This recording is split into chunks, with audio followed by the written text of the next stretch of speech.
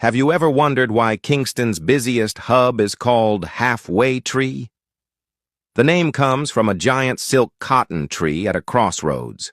Travelers paused here, halfway to Kingston, resting at nearby taverns and markets. But the tree was more than a stop.